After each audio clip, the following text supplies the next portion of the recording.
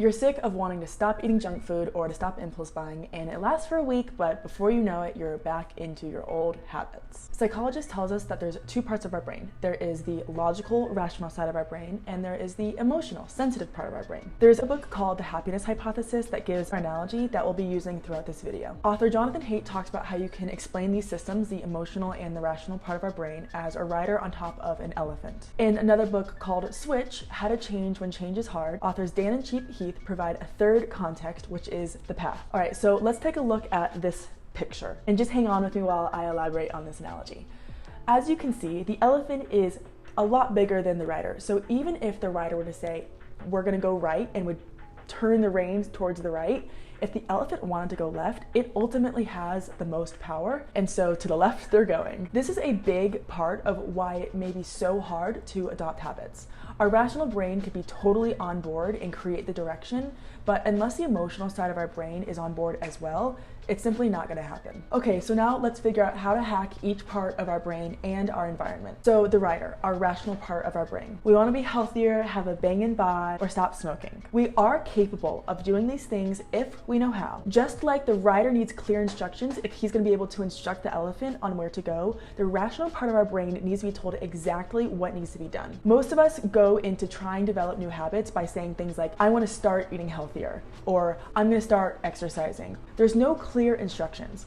What we need to do instead is to say things like, I'll exercise at 6 p.m. on Monday, Wednesday, and Friday. Or I'll start waking up at 7 a.m. every day. Or I'll add one vegetable to dinner this week. In other words, you need to write down with a big fat red X exactly what you want to get done. This way you create clear criteria for the new habits and goals that you want to accomplish. All right, so now let's talk the elephant, the emotional part of our brain, and how to hack that. The elephant doesn't care as much for planning. It does what it ultimately wants to do.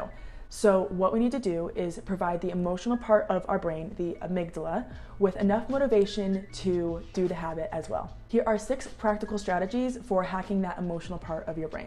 Number 1, start ridiculously small. Let the emotional part of your brain experience a sense of competence and accomplishment by making tiny movements in the right direction. In his book, Atomic Habits, James Clear talks about the idea of being 1% better every single day. And I talk about this a lot, I think in every single one of my videos. So start small. Most of our motivation is going to happen in the beginning. This is why a lot of our habits fail after a week or so.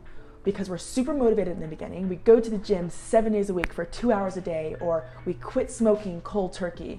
And after that motivation wears off, it's super easy to just slip back into the old habit. So what we're gonna do is start sustainably. Start with doing 20 sit-ups before bed, or limiting yourself to only 2 cigarettes a day instead of a whole pack. Remember, creating a new path will take more effort, but you can wear away at it little by little until it is a smooth, easy path. The second thing you're gonna wanna do is to celebrate small wins. Each time your elephant moves in the right direction, give it an immediate reward. The brain is pretty easily trained. Something that I like to do is I'll have 2 jars. One is filled with 30 pebbles to represent each day of the month, and the other one is empty. Each time I see myself making a step towards the new habit that I want in my life, I'll move a pebble from the jar to the empty jar. And over time, I'm able to see how much progress I'm making, and that gives me a lot of motivation to keep moving forward.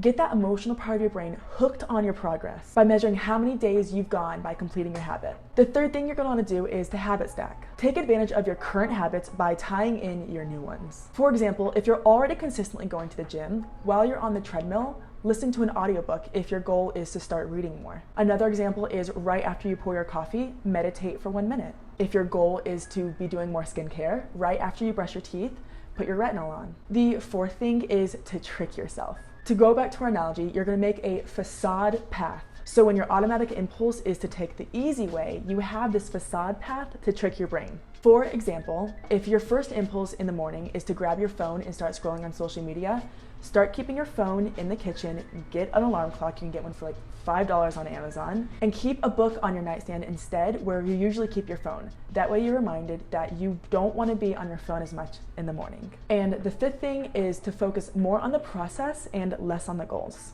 There's a quote that says, you don't rise to the level of your goals, you fall to the level of your systems. For example, if your goal is to be rich in suddenly you stumble upon $12 million, chances are you actually won't have that money for super long because you didn't implement systems in order to achieve that wealth. It was suddenly just there. Achieving a habit surprisingly won't be as satisfactory as you think it will. Suddenly you realize it's just something you do now.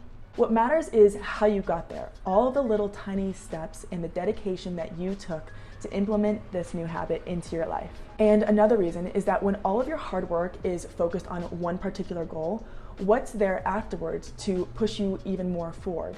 This is also why so many people find themselves reverting back to an old habit after they've achieved their goal. Focus more on the person that you're becoming rather than the habit you're achieving. Okay, so now let's talk about the path, which represents our environment.